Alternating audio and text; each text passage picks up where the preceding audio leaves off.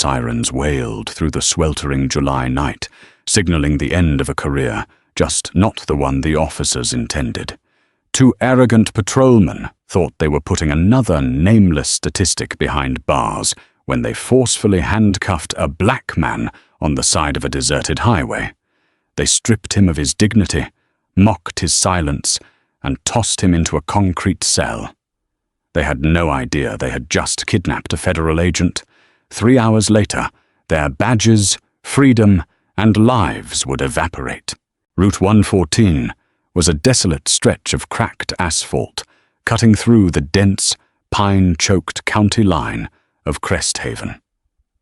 At 2 a.m, the road was a void, swallowed by the oppressive humidity of a midsummer heatwave. The only illumination came from the sharp, halogen headlights of a dark grey Dodge Charger, tearing through the heavy air. At the wheel sat Kendrick Hayes. Kendrick was 38 years old, broad-shouldered, and running on fumes. For the past 48 hours, he had been subsisting on lukewarm black coffee and the adrenaline that came with surveilling a high-level logistics hub for a transnational syndicate. Kendrick was a special agent with the Federal Bureau of Investigation, attached to the Regional Organized Crime Task Force. He was off duty now, theoretically, dressed in a faded charcoal hoodie and worn denim jeans. His badge and credentials were zipped safely inside his tactical duffel bag in the trunk, alongside his bureau-issued Glock 19. All he wanted was a hot shower and his own bed.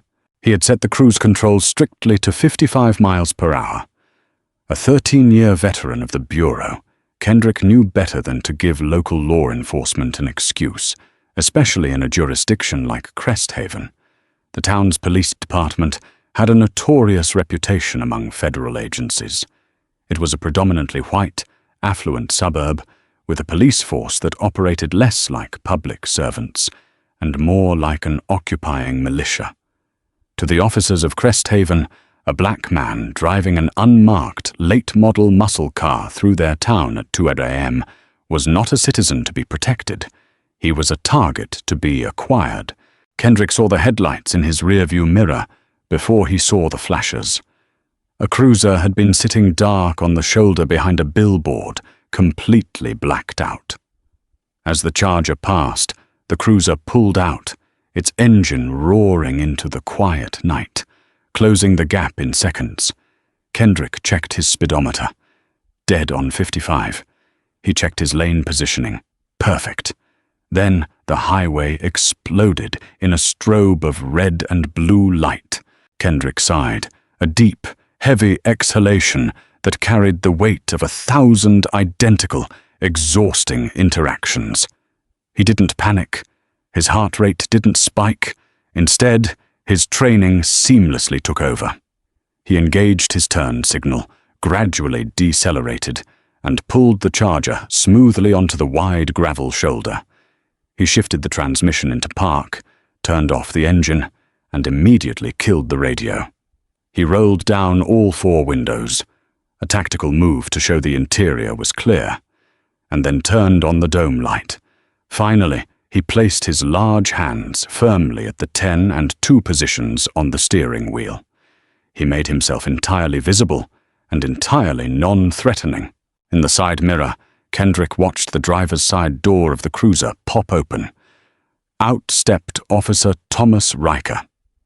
Riker was a 10-year veteran of the Cresthaven PD, a man whose personnel file was thick with use-of-force complaints that had miraculously never resulted in disciplinary action. He walked with a swaggering, aggressive gait, his hand casually resting on the butt of his sidearm. Trailing slightly behind him on the passenger side was Officer Brendan Shaw, a rookie with only 14 months on the job. Shaw's posture was stiff, his eyes darting nervously. He was the classic follower, eager to earn the respect of a toxic veteran like Riker. Riker approached the driver's side window, stopping just behind the B-pillar to maintain a tactical advantage, forcing Kendrick to turn his head awkwardly over his left shoulder to make eye contact. "Do you know why I pulled you over, boy?" Riker's voice was a harsh, raspy bark, dripping with a manufactured authority designed to intimidate. Kendrick processed the microaggression instantly. Boy, it was a calculated insult, a test of his emotional control. Kendrick's face remained a mask of polite indifference. "No, officer, I don't." "You were swerving back there," Riker lied effortlessly, shining his high-lumen tactical flashlight directly into Kendrick's retinas. The blinding light was meant to disorient. "Crossed the double yellow line twice. You been drinking tonight?" "I haven't had a drop of alcohol, officer. I'm just heading home from work," Kendrick replied, his voice calm, steady, and perfectly modulated. He knew the psychology of a traffic stop better than the man conducting it. "Work?" Riker scoffed, leaning closer, his heavy breath carrying the scent of cheap chewing tobacco. "What kind of work keeps you out till 2 in the morning in a car like this? Whose vehicle is this?" "It's a fleet vehicle assigned to me by my employer," Kendrick said. It was the absolute truth, stripped of the context that his employer was the United States Department of Justice. Kendrick made a conscious, tactical decision in that microsecond. He was not going to identify himself as a federal agent right now. Announcing he was armed, or reaching for his credentials in the trunk with a hyper-aggressive, clearly prejudiced cop standing over him in the dark, was a recipe for a panic shooting. Riker was already looking for a reason to escalate. Kendrick decided to let the stop play out. Let them dig their own graves. "A fleet vehicle, right. Let me see your license, registration, and proof of insurance. And make it quick," Riker demanded. "My civilian driver's license is in my wallet, in my back right pocket," Kendrick said slowly, telegraphing every move. "My registration and insurance are in the glove compartment. Which would you like me to retrieve first, officer?" Riker's jaw tightened. He didn't like the vocabulary. He didn't like the calm demeanor. Cops like Riker fed on fear. When they didn't get it, they manufactured it. "Don't get smart with me," Riker snapped, his hand tightening on his holster. "Get the license. Slowly."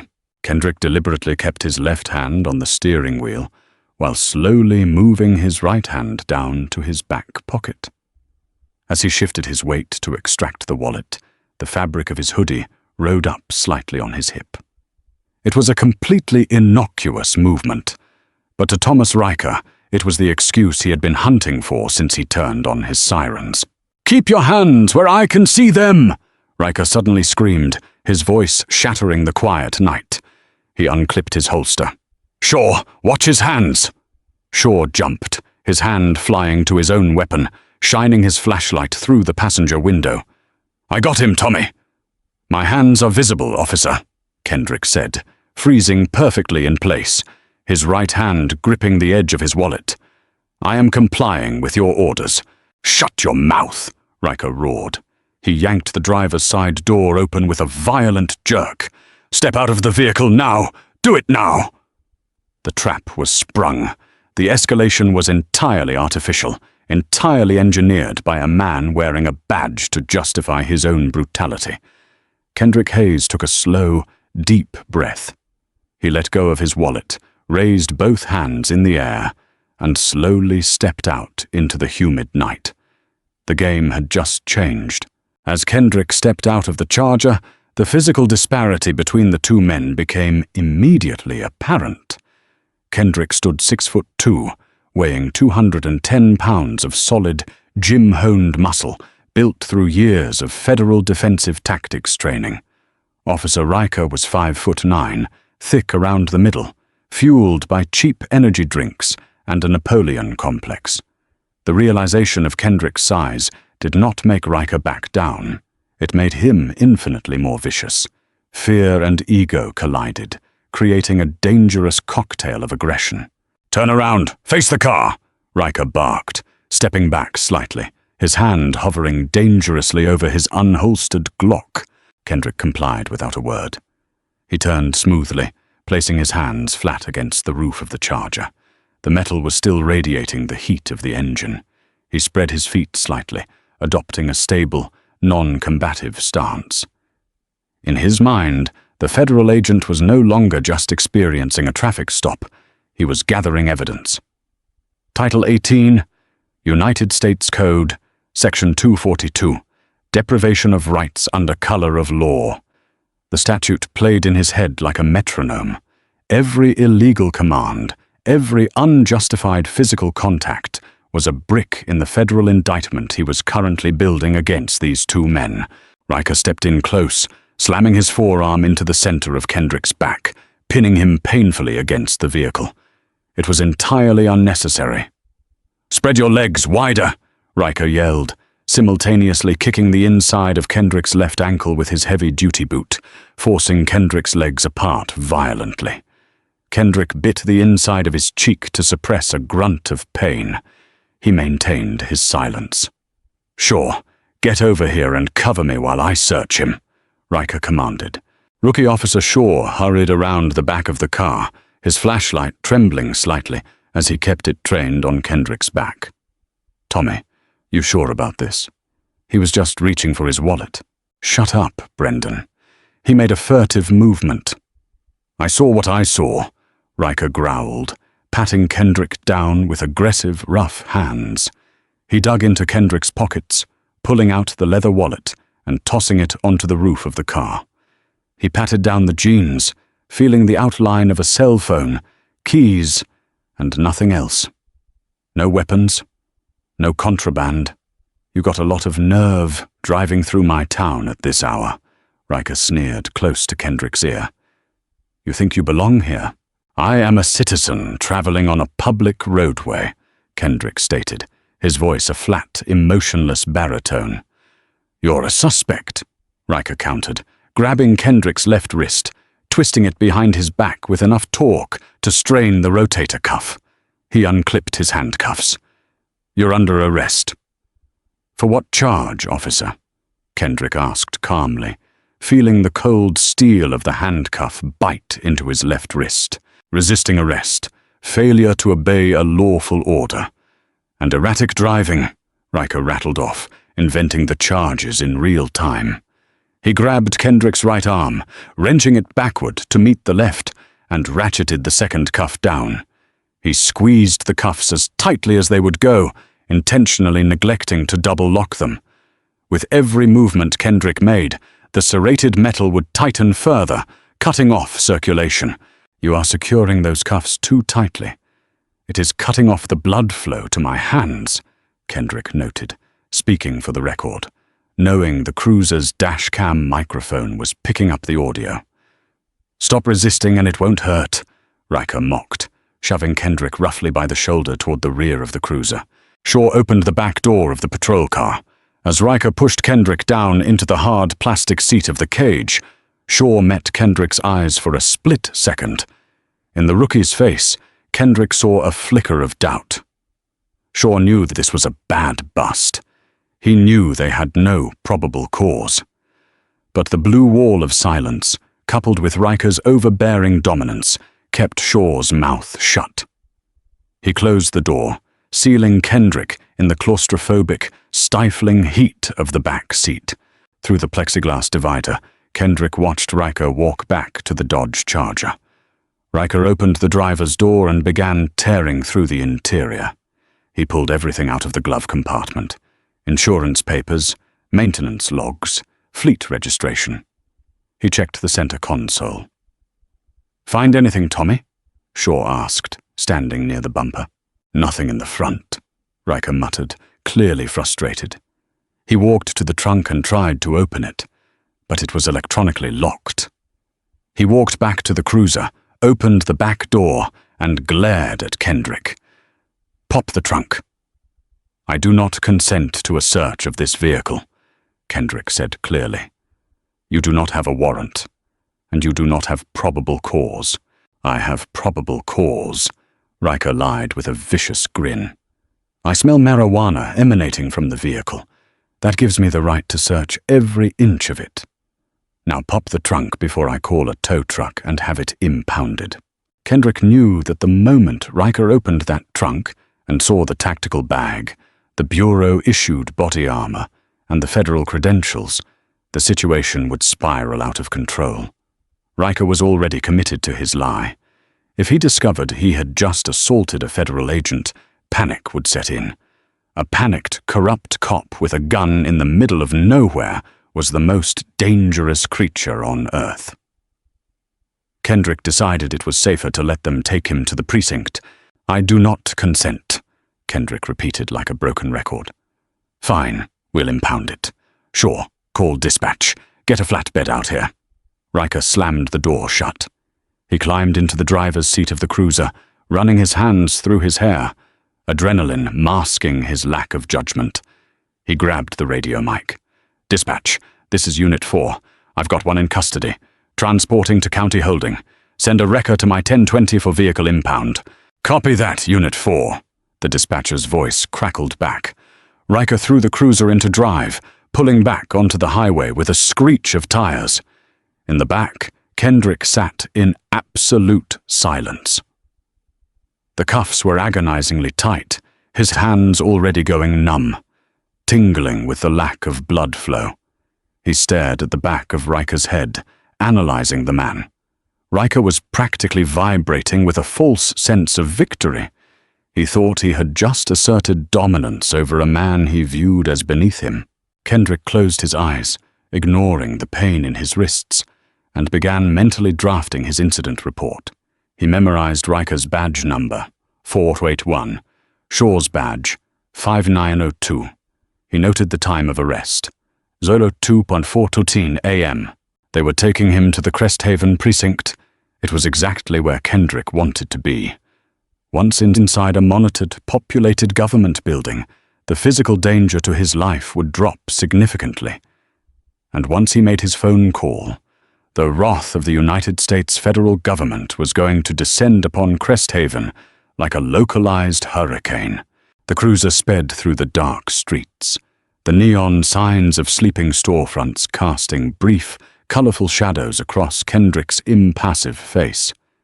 He wasn't a victim being taken to slaughter. He was a Trojan horse being willingly wheeled directly through the front gates of a corrupt empire.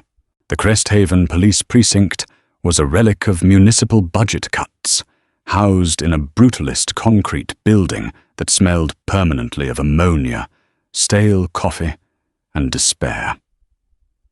The fluorescent lights buzzed overhead with a sickening, yellowish flicker as officers Riker and Shaw hauled Kendrick through the heavy metal rear doors and into the booking area. Desk Sergeant Greg Miller sat behind an elevated, bulletproof glass partition. Miller was a 20-year veteran counting down the days to his pension. He had a graying mustache, heavily bagged eyes, and a profound lack of curiosity. He barely looked up from his crossword puzzle as Riker shoved Kendrick forward, forcing him to stumble against the reinforced concrete counter. "What do we got, Tommy?" Miller mumbled, lazily spinning a pen in his fingers. "Traffic stop turned hostile," Riker declared, puffing out his chest, leaning on the counter. "Subject was driving erratically, refused lawful orders, resisted arrest when I attempted to secure him, refused to consent to a vehicle search after I established probable cause via the odor of narcotics." Miller sighed, pulling a blank booking sheet toward him. He finally looked down at Kendrick, who was standing tall, his posture perfect, despite his hands being bound painfully behind his back. "Name?" Miller asked. "Kendrick Hayes." "Address?" Kendrick recited an address in the neighboring city, a secure apartment maintained by the Bureau for agents on long-term undercover or task force assignments. "Take his stuff," Miller ordered mechanically. Shaw stepped forward, looking visibly uncomfortable. He unlaced Kendrick's sneakers, pulling them off and tossing them into a plastic bin. He reached around and unbuckled Kendrick's belt, pulling it free. "Empty his pockets," Miller commanded. Riker tossed the leather wallet he had seized earlier into the bin. "That's all he had on him. Vehicle is being towed to the impound lot. We'll strip it in the morning." "All right. Hold him in cell 3. I'll process the paperwork," Miller said, stamping the sheet. He didn't ask if Kendrick was injured. He didn't ask to check the tightness of the cuffs, which had by now left deep, red indentations in Kendrick's skin. Riker grabbed Kendrick by the bicep, leading him down a short, grim hallway, lined with holding cells. He stopped in front of cell 3, an 8x8 cage with a stainless steel toilet and a solid concrete bench. Riker unlocked the cuffs. Kendrick brought his arms forward, wincing internally as the blood rushed back into his hands with a burning, agonizing prickle. He rubbed his wrists slowly, locking eyes with Riker through the iron bars as the officer slammed the cell door shut. The mechanical clack of the heavy deadbolt echoed through the corridor. "Get comfortable, boy," Riker sneered, rattling the bars with his nightstick. "You're going to be here all weekend. The magistrate doesn't come in until Monday morning. Hope you like bologna sandwiches." "I am legally entitled to a phone call," Kendrick said, his voice echoing off the concrete walls. Riker laughed, a harsh, grating sound. "Oh, he knows his rights. Sure thing, Clarence Darrow. There's a payphone on the wall. I'll even turn it on for you. Call your public defender. Maybe they'll care." Riker walked away, joining Shaw in the adjacent break room. Through the slightly ajar door, Kendrick could hear the two officers laughing. Riker was already bragging about the arrest, exaggerating Kendrick's resistance, weaving a narrative that would justify his brutality. Kendrick turned his attention to the heavy metal phone bolted to the wall outside his cell. He reached his arm through the bars, picking up the receiver. A dial tone hummed in his ear. He didn't call a lawyer. He dialed a 10-digit secure federal number. In a high-rise condominium 30 miles away, Special Agent in Charge David Corcoran was dead asleep. At 2:45 a.m., his encrypted bureau-issued smartphone began to vibrate and chime with a specific, aggressive tone reserved strictly for agents in distress. Corcoran was awake and sharp before the third ring. He hit the green icon and put the phone to his ear. "Corcoran." "Dave, it's Kendrick." The voice came through the line, calm, clipped, and strictly professional. Corcoran sat up in bed, instantly throwing off the covers. He knew Hayes's voice. He knew the tone. Something had gone sideways. "Status, Kendrick. Where are you?" "I am currently secured in holding cell 3 at the Cresthaven Police Department," Kendrick reported, his voice low enough not to carry down the hall, but clear enough for his SAC to hear every syllable. "I was intercepted on Route 114. 2 patrolmen. Illegal stop. Manufactured probable cause. Physical assault under color of law. False arrest." Corcoran's blood ran ice-cold, followed immediately by a surge of pure, white-hot fury. Cresthaven. He knew the department's reputation. "Are you injured?" "Negative. Handcuffs were applied punitively. But I am combat effective. Vehicle is being towed to their impound. My credentials, sidearm, and federal property are secured in the trunk." "Did you identify yourself?" Corcoran asked, already walking to his closet, pulling out his tactical pants. "Negative," Kendrick replied. Officers were highly volatile. Subject Riker, badge 40481. Subject Shaw, badge 5902. Riker exhibited extreme aggression and indications of racial bias. I assessed that producing a firearm or identifying as federal law enforcement in that environment posed an imminent threat to my life. I allowed the arrest to proceed to preserve my safety and gather actionable evidence of civil rights violations. Corcoran paused for a fraction of a second, awestruck by his agent's icy tactical brilliance. Hayes hadn't just survived a rogue traffic stop. He had allowed himself to be kidnapped to build an airtight federal indictment against a corrupt police department. "Understood," Corcoran said, his voice dropping an octave, radiating lethal intent. "Do not engage further. Do not answer questions. Maintain your cover as a civilian. I am initiating a code red mobilization." "Copy that, Dave." See you soon." Kendrick hung up the phone. He walked over to the concrete bench, sat down, leaned his head against the cold cinder-block wall, and closed his eyes. 30 miles away, Corcoran was hitting speed dials. His first call was to the commander of the FBI's regional SWAT element. "Spin up the team. Full tactical gear. We have a federal agent taken hostage by local law enforcement under color of law." His second call was to the United States Attorney for the district. "Wake up the duty judge. I need federal arrest warrants for 2 Cresthaven police officers, and I need a federal seizure warrant for the entire Cresthaven precinct building. Right now." Back in the precinct, the clock ticked past 3:00 a.m. In the break room, Riker was pouring his second cup of black coffee. "I'm telling you, Brendan, guys like that think they own the road. You gotta put them in their place early, or they walk all over you." Shaw sipped a water bottle, staring at the floor. He was so quiet, Tommy. Like, too quiet. Most guys are screaming, crying, begging. He didn't even flinch. It was weird. "He's a thug, Shaw. They all act tough until the cell door closes," Riker scoffed, taking a sip of his coffee. "He'll be crying by morning."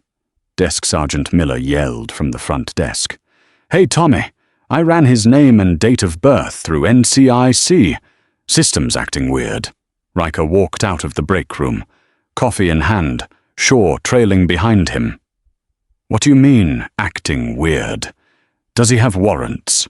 "No," Miller frowned, tapping his computer monitor. "It's not giving me warrants. It's just giving me a lock screen. Says file restricted, clearance level alpha required. I've never seen this before." Shaw felt a sudden, icy knot form in his stomach. The memory of the black Dodge Charger, the tactical calmness of the man, the bizarrely perfect posture of a guy who had just been thrown in a cage. "Tommy, what if he's somebody?" "He's nobody," Riker snapped, though a tiny sliver of unease finally pierced his arrogance. He slammed his coffee cup down on Miller's desk. "Call the county dispatcher. Have them run it manually. The system is probably just glitching." But the system wasn't glitching. The firewall of the Department of Justice was operating exactly as designed. As Miller reached for the phone to call county dispatch, a low, heavy vibration began to rattle the thin glass of the precinct's front windows. It wasn't the rumble of a passing semi-truck. It was deeper, more rhythmic. Shaw turned his head toward the front doors. "Do you guys hear that?" The sound grew louder, accompanied by the distinct screech of heavy, military-grade tires braking hard on the asphalt outside. Then came the strobe of lights, not red and blue. Solid, blinding, federal red. Through the front windows, Riker, Shaw, and Miller watched in paralyzed horror as 3 armored, matte black Chevy Suburbans swerved into the precinct parking lot, boxing in every police cruiser. Right behind them, a massive, armored Lenco Bearcat tactical vehicle rolled to a halt, completely blocking the precinct's exit. The storm hadn't just arrived. It was already at their front door. The heavy glass of the precinct's front doors didn't just open, it was violently breached. 4 men clad in olive-drab tactical gear and heavy level-full ballistic plate carriers poured into the lobby in a seamless, fluid wave of synchronized aggression. They moved with a terrifying, practiced efficiency, the beams of their weapon-mounted flashlights slicing through the stale, yellowish air of the booking room.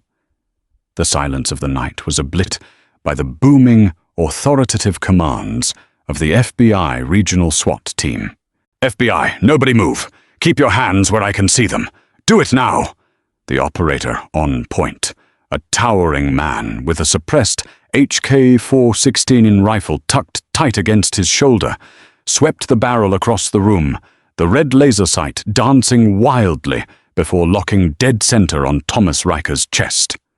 3 more red dots instantly materialized on Riker's torso, painting him like a target on a firing range. Behind the bulletproof glass, Desk Sergeant Greg Miller froze, the pen dropping from his trembling fingers, clattering loudly against the Formica counter. Rookie Officer Brendan Shaw, standing near the break room door, dropped his plastic water bottle. It hit the linoleum floor, spilling water over his polished black boots. He threw his hands into the air so fast he nearly pulled a muscle in his shoulder. Thomas Riker, whose ego had been entirely unchecked for a decade, experienced a terrifying disconnect between his brain and his body. Instinctively, his right hand twitched downward toward the Glock 22 on his hip. "Don't even think about it!" the point operator roared, stepping forward, the muzzle of his rifle inches from the glass partition, separating them. "Move that hand another inch, and I will drop you right here. Hands up, now!" Riker's bravado shattered into a million jagged pieces. The reality of 4 federal rifles pointed at his center of mass overrode his arrogance. Slowly, agonizingly, he raised his hands above his head, his face draining of all color, leaving him a sickening shade of pale gray. Through the shattered remnants of the front doors strode Special Agent in Charge David Corcoran. He wasn't wearing tactical gear. He wore a sharply tailored navy blue suit, a crisp white shirt without a tie, and a dark wool overcoat that billowed slightly in the night breeze. His FBI badge hung on a heavy silver chain around his neck, gleaming under the fluorescent lights. His face was a mask of cold, unadulterated fury. Corcoran didn't draw a weapon. He didn't need to. He commanded the room through sheer, overwhelming authority. He walked directly to the booking counter, his hard leather shoes clicking rhythmically against the floor, stopping right in front of the bulletproof glass, where Miller sat paralyzed. "I am Special Agent Corcoran, United States Department of Justice," he announced, his voice not a yell, but a low, dangerous growl that commanded absolute silence. "This building is now under the jurisdiction of the Federal Bureau of Investigation, pursuant to a federal seizure warrant signed 5 minutes ago by a United States District Judge. Step away from the desk." Miller swallowed hard, his throat clicking audibly in the quiet room. "Sir, what is this about?" "The keys!" Corcoran demanded, ignoring the question entirely. He pointed a steady, accusatory finger at the heavy ring of iron keys sitting on Miller's desk. "Give them to me. Now." Miller scrambled out of his chair, grabbed the keys, and practically shoved them through the small transaction slot in the glass. Corcoran snatched them. He didn't look at Riker. He didn't look at Shaw. He turned on his heel and marched down the short, grim hallway toward the holding cells, 2 SWAT operators falling in tight behind him, covering his flanks. Corcoran stopped in front of cell 3. He looked through the iron bars. Kendrick Hayes was sitting exactly where he had been left, his posture still perfect, his face an impassive mask. He looked up at his boss. "You're late, Dave," Kendrick said, the faint ghost of a smirk playing at the corners of his mouth. "Traffic was a nightmare," Corcoran replied, the tension in his shoulders visibly dropping as he saw his agent was unharmed. He fumbled with the heavy keys for a second before finding the right one. He slid it into the heavy deadbolt, turned it, and pulled the iron door open with a loud, grinding screech. Kendrick stood up, rolling his shoulders and shaking out his wrists. Deep, dark, red bracelets of bruised tissue circled both of his forearms where the steel cuffs had bitten into his flesh. Corcoran's eyes dropped to the injuries, and the cold fury returned to his face. "Are we good?" Corcoran asked quietly. "We're perfect," Kendrick replied smoothly. "Let's go to work." Kendrick walked out of the cell, leading the way back down the hallway to the booking area. When he emerged into the fluorescent light, the dynamic of the room shifted with tectonic force. Riker and Shaw were still standing with their hands in the air, guarded by heavily armed federal operators.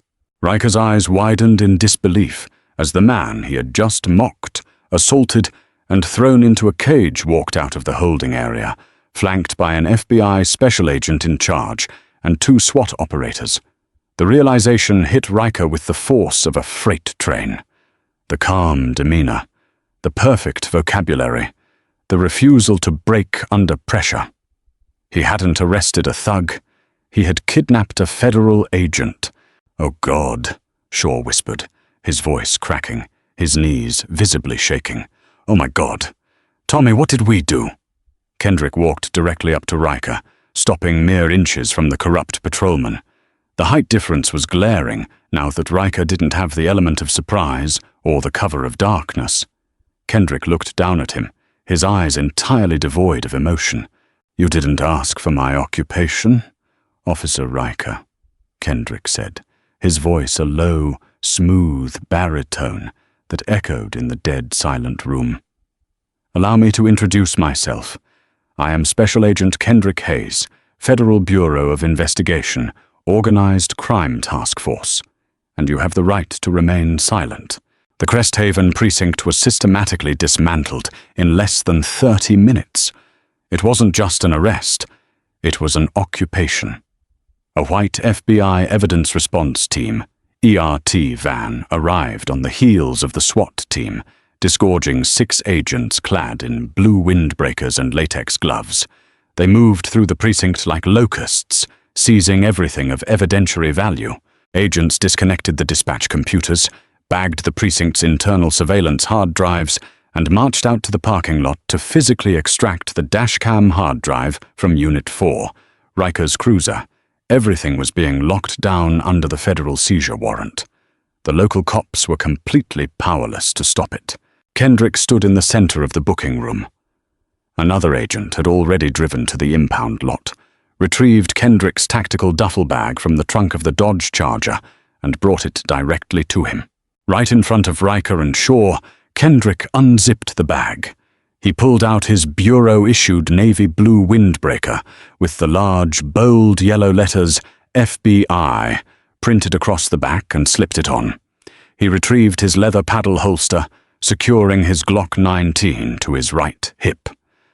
Finally, he pulled out his leather credentials case, flipping it open to reveal the gleaming gold shield and his federal ID, clipping it securely to his belt. The transformation was absolute. The man they had degraded on the side of Route 114 was gone. In his place stood a fully armed, legally terrifying agent of the United States government. Riker, realizing that his entire life was disintegrating before his eyes, tried to claw back some semblance of control. Desperation replaced his shock, manifesting as righteous indignation. "You can't do this!" Riker shouted, lowering his hand slightly before a SWAT operator aggressively nudged him back into position with the barrel of an M4. "I am a sworn police officer. I have union representation. I want my PBA lawyer. Call Gary Peterson right now. This is an illegal occupation of a municipal building." Corcoran, who was overseeing the extraction of the server hard drives, turned slowly to face Riker. He smiled, but it was a smile utterly devoid of warmth, a shark baring its teeth. "You can call Mr. Peterson, or whoever your union representative is, from the federal holding facility in the city," Corcoran said calmly. "But I assure you, Mr. Peterson doesn't have the clearance to stop what's happening here. The Department of Justice does not recognize your local union rules when you engage in the systemic deprivation of civil rights." Kendrick stepped forward, holding a small black notebook. He opened it, looking directly at Riker. "Let's review the timeline, Thomas," Kendrick said, dropping the title of officer. "At 02:14 a.m., you initiated a traffic stop without probable cause. You stated I crossed the double yellow line. The dash cam in your cruiser, which my colleagues just secured, will show I maintained perfect lane discipline. That is a violation of the Fourth Amendment." Riker swallowed, sweat beading on his forehead, despite the air conditioning. "At 02:17 a.m., Kendrick continued, his voice precise and surgical, You ordered me out of the vehicle and physically assaulted me by slamming me against the car and kicking my ankle. I made no aggressive movements. You then secured handcuffs with punitive tightness, intentionally cutting off circulation, and ignored my complaints of pain. That is a violation of Title 18, United States Code, Section 242. Deprivation of rights under color of law. It carries a maximum sentence of 10 years in federal prison. Shaw let out a quiet, pathetic whimper. He looked at Kendrick, tears welling in his eyes. Agent Hayes, please. I didn't touch you. I just stood there. Tommy told me to watch your hands. I didn't do anything. And that is your crime, Brendan, Kendrick said, turning his cold gaze to the rookie. You watched a senior officer violate a citizen's constitutional rights, commit assault, and falsify an arrest report, and you did absolutely nothing to intervene. Under federal law, failure to intervene when another officer is committing a constitutional violation makes you a co-conspirator. You are equally culpable. I was scared of him, Shaw blubbered, pointing a shaking finger at Riker. He said he smelled marijuana. He made it up so we could impound your car. I knew it was a lie, but he threatened me if I didn't back his play. Shut your mouth, Shaw, Riker screamed, his face turning a mottled, furious red. Shut your damn mouth, you coward. Don't say another word to these feds. He's already said enough, Corcoran interjected, stepping up beside Kendrick. Agent Hayes, are these the two men who assaulted and falsely imprisoned you tonight? Yes, sir, Kendrick replied, locking eyes with Riker. Take their badges, disarm them, cuff them, Corcoran ordered the SWAT operators. And Agent Hayes, make sure they're tight. The operators moved in. Riker and Shaw were roughly spun around. Their duty belts, laden with weapons, mace, and tasers, were unbuckled and stripped from their waists, falling heavily to the floor. The operators reached up and unpinned the silver Cresthaven police badges from their chests, tossing them onto Miller's desk like discarded trash. Then, the steel handcuffs came out, as an operator aggressively wrenched Riker's arms behind his back, locking the heavy steel cuffs down over his wrists. Kendrick watched. He felt no vindication, no joy.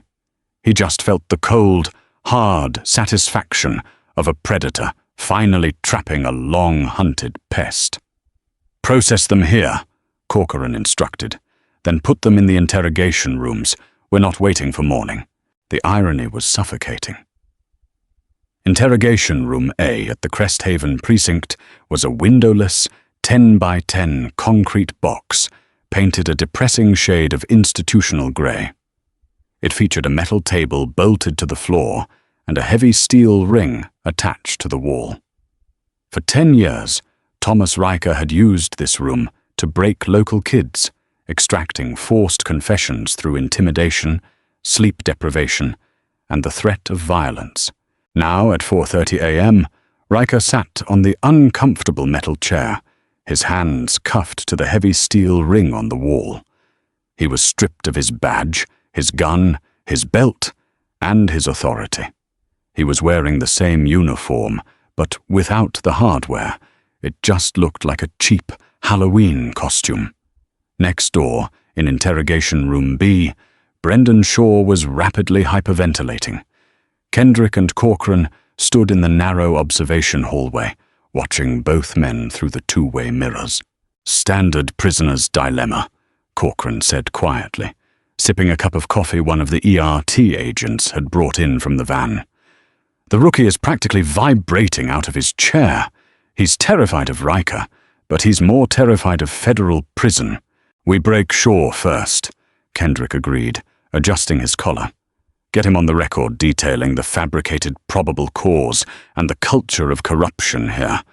Once we have Shaw's sworn statement, we drop it on Riker like an anvil. Riker won't confess, his ego won't allow it. But we don't need a confession to ruin him. We just need to break his spirit. Your show, Kendrick. I'm just here to observe, Corcoran said, stepping back into the shadows of the hallway. Kendrick opened the heavy door to room B. Shaw jumped in his seat, the chain of his handcuffs rattling loudly against the metal table. His face was streaked with tears, his eyes wide and panicked. Kendrick walked in slowly. He didn't slam files on the desk. He didn't yell. He pulled out the metal chair across from Shaw and sat down smoothly, folding his hands on the table. He let the silence stretch for 30 agonizing seconds, letting Shaw's anxiety boil over. "Agent Hayes, sir, you have to believe me," Shaw begged, his voice trembling so violently he could barely form the words. "I didn't want to pull you over. I didn't want to arrest you. It was all Tommy. He targets cars like yours. He calls it fishing. If he sees a nice car and a black driver on the highway late at night, he pulls them over. He says they're either drug runners or they have outstanding warrants. It's his thing." Kendrick activated the digital recorder on the table. "State your name for the record." "Brendan Michael Shaw," he sobbed. "Officer Shaw, you are waiving your right to an attorney and speaking to me voluntarily?" "Yes." "Yes, absolutely. I want to cooperate. I'll tell you everything." For the next 45 minutes, Shaw spilled everything. It was a torrential downpour of corruption. He detailed how Riker routinely falsified police reports to justify illegal searches. He explained the code words they used on the radio to signal a profile stop. He confessed that there was absolutely no erratic driving on Route 114, and the claim of smelling marijuana was a pre-planned script Riker used to circumvent the Fourth Amendment. He told me if I didn't back him up, he'd make sure I never made it past my probationary period. Shaw cried, burying his face in his cuffed hands. He said the Brotherhood protects its own. I was just trying to keep my job, man. I swear to God, I was just trying to be a cop. You stopped being a cop the moment you let him put those cuffs on me. Brendan, Kendrick said softly, his voice devoid of pity. You became an accomplice to a felony. Kendrick stood up, leaving Shaw to weep in the sterile room. He walked back into the observation hallway, handing the digital recorder to Corcoran. Got him, Kendrick said. He just handed us the keys to a federal consent decree against this entire department. Excellent work. Now for the main event. Corcoran nodded toward room A. Kendrick took a deep breath, letting the cold, analytical persona of a federal interrogator settle over him. He pushed open the door to room A. Riker looked up, his jaw set in a hard, defiant line. He was trying desperately to project strength, but the slight tremor in his left leg betrayed him. You're making a huge mistake, Hayes, Riker sneered, trying to sound dangerous. You think because you got a shiny gold badge you can just waltz into my town and take over? My union lawyer is going to eat you alive. You provoked me. You acted suspiciously. Any reasonable officer would have done the exact same thing. Kendrick didn't sit down. He walked around the table, standing uncomfortably close to Riker, forcing the disgraced officer to look up at him. There will be no union lawyer, Thomas, Kendrick said, his voice terrifyingly calm. There will be no internal affairs investigation where your buddies sweep this under the rug. You aren't dealing with the mayor's office or a local grievance board. Kendrick pulled a single folded sheet of paper from his jacket pocket and dropped it onto the metal table. That is a sworn, signed affidavit from your partner, Brendan Shaw, Kendrick said, tapping the paper with his index finger. Riker's eyes darted to the paper, his defiant facade cracking instantly. He's a rookie. He doesn't know what he's talking about. You coerced him.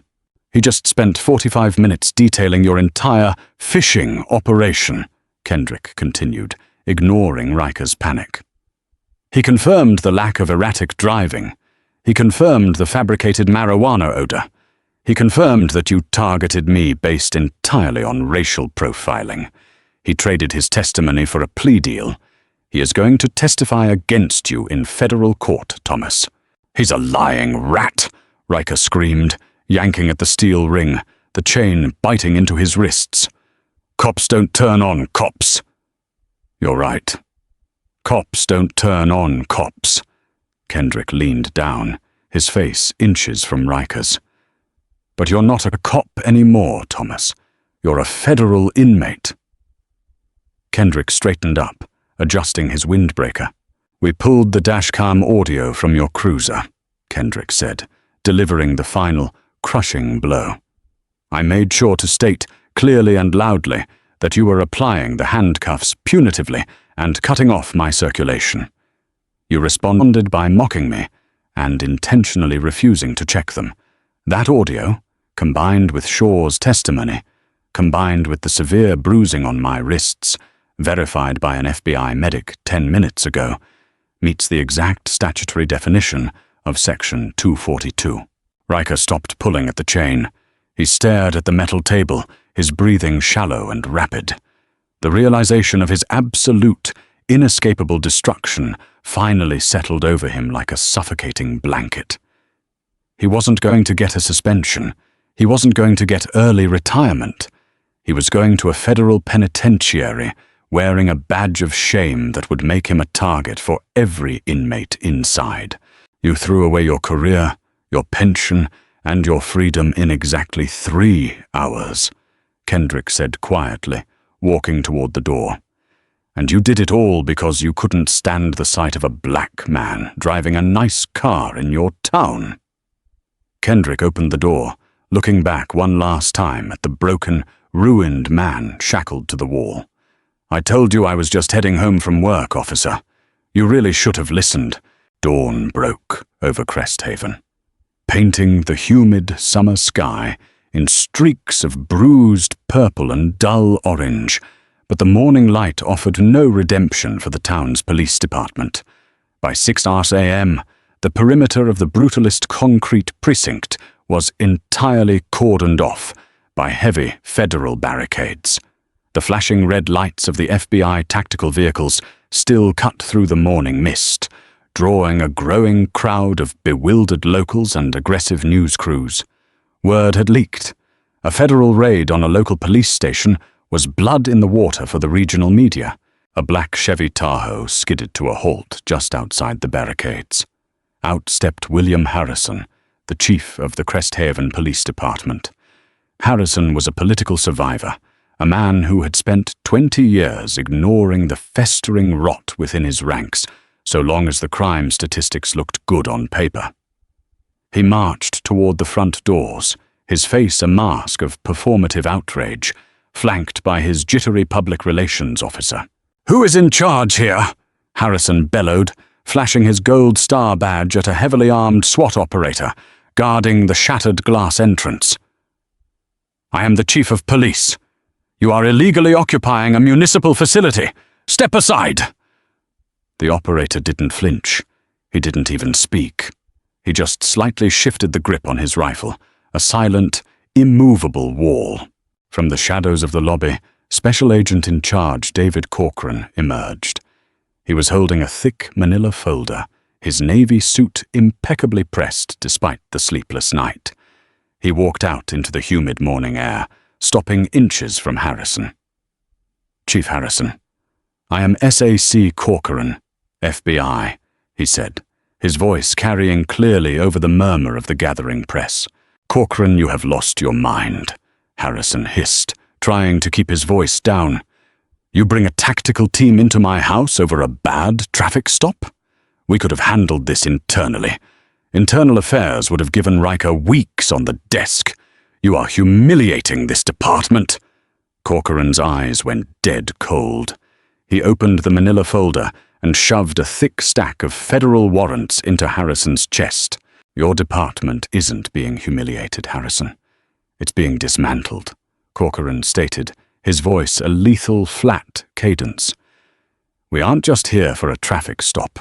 By the time my evidence response team finishes pulling your servers, the Department of Justice will have enough data to prove a decade-long pattern of systemic, racial profiling, falsified evidence, and civil rights abuses. Your house is a federal crime scene. And if I find out you signed off on any of these fabricated arrest reports, you'll be wearing matching bracelets with your patrolman." Harrison went pale, the bluster instantly draining from his posture. He looked at the warrants, then at the growing line of news vans extending their broadcast antennas into the morning sky. He realized his career was over. At exactly 7:30 a.m., the heavy metal doors of the precinct swung wide open. The chatter of the press instantly died, replaced by the frenetic clicking of camera shutters. Out walked Thomas Riker, the swaggering, arrogant predator who had ruled Route 114 was gone. He had been stripped of his uniform. Instead, he wore a disposable white Tyvek jumpsuit, his wrists secured in heavy federal handcuffs attached to a rigid belly chain, his ankles bound by iron leg shackles. Every step he took produced a pathetic, metallic clinking sound.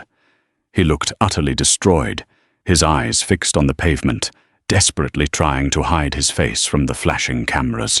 Right behind him was Brendan Shaw, similarly shackled, weeping openly as the cameras captured his utter disgrace.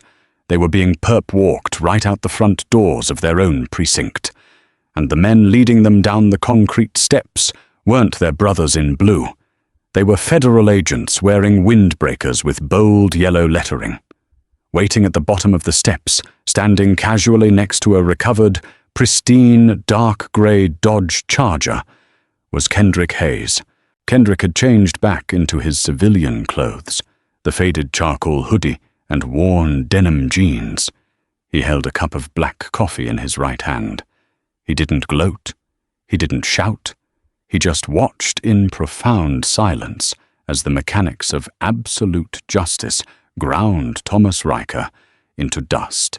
As Riker shuffled awkwardly toward the waiting federal transport van, he forced himself to look up. His eyes locked with Kendrick's. For 3 seconds, the world around them vanished. Riker looked at the black man he had tried to break, the man he had called boy, the man he had tossed into a cage for his own sick amusement. Kendrick offered no smile, no sneer of victory. He simply raised his coffee cup a fraction of an inch in a silent, mocking toast.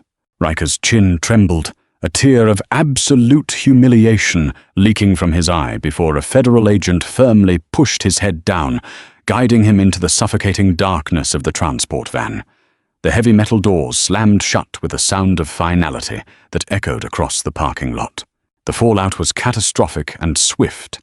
3 months later, Thomas Riker stood before a federal judge and was sentenced to 8 years in a maximum security federal penitentiary for civil rights violations under color of law. With his law enforcement background, those 8 years would be a waking nightmare of solitary confinement and constant fear. Brendan Shaw, having testified against his mentor, received a reduced sentence of 2 years, his life permanently derailed, branded a felon who could never carry a badge or a gun again. The Cresthaven Police Department didn't survive the year. The Department of Justice brought down a massive consent decree, effectively stripping the municipality of its law enforcement autonomy. Chief Harrison was forced into an early, disgraced resignation, and a federal monitor was installed to rebuild the department from the ashes up. Kendrick Hayes went back to work. The following Monday, he was back in his Dodge Charger, cruising down another highway, chasing ghosts in the criminal underworld. The bruised skin on his wrists slowly faded, leaving no scars. But the memory of that sweltering July night remained, a chilling reminder of how thin the line was between authority and tyranny, and a testament to the devastating power of staying calm, playing the long game, and letting the arrogant dig their own inescapable graves. Power, when placed in the wrong hands, is a dangerous weapon, but arrogance is a fatal blind spot. What started as a power trip for 2 corrupt officers ended in the total destruction of their careers, their freedom, and their toxic empire. All because they underestimated the quiet man in the dark hoodie. True strength isn't found in yelling, bullying, or flashing a badge. It's found in the cold, calculated patience of letting karma do its heavy lifting. If you loved this story of instant justice and karma served cold, hit that like button, share this video with someone who loves a brilliant plot twist, and make sure to subscribe to the channel for more incredible true-life dramas. Leave a comment below. What would you have done if you were in Kendrick's shoes? Until next time, stay sharp and stay safe.